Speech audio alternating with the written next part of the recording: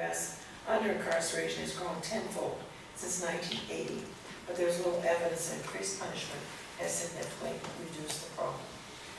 Canada's drug enforcement policy without mandatory minimum sentences or a national war on drugs means that we have a lower incarceration rate for offenders.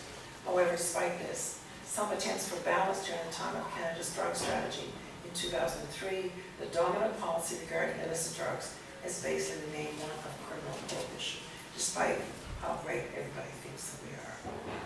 Now, how might changes occur? And trying to find, I'm always very much an optimist, and I really want to find out what are the good sides to any issue or problem in any area of our social lives and in our community. So I looked to Europe. I spent 2 years in Europe way back when, and I've always looked at the drug policy. I find it very humanistic and very commonsensical, which I very much like. And they treat most of their offenders, the drug offenders, as responsible citizens. And we know what's the various individuals as well. And they want to emphasize truthful education over propaganda and to promote self-development over repressive law enforcement. And some of the PowerPoints I saw earlier this morning give me great hope.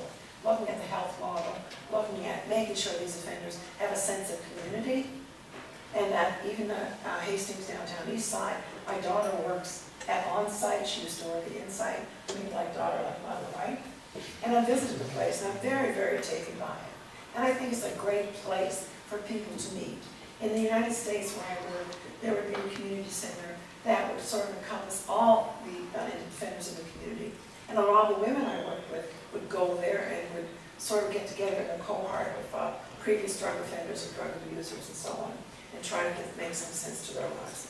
There was a recent forum in Vienna, Austria, entitled Beyond 2008, and more than 300 NGOs were invited to this forum from all regions of the world in order to discuss 3 objectives: NGO achievements, involvement, and drug policy principles.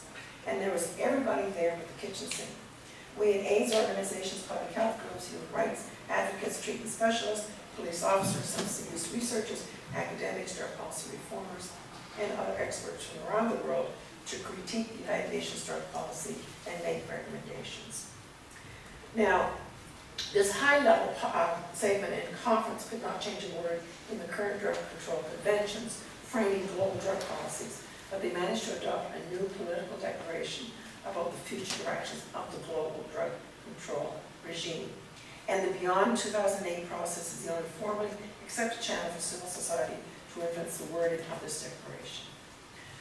So, I end by stating, is there a possible conclusion to view the drug laws and the ever-increasing war on drugs? Probably not.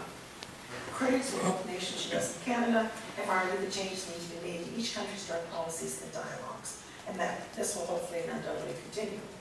The claim can be made that overall there are no ideal drug policies, just more humane and less harmful ones.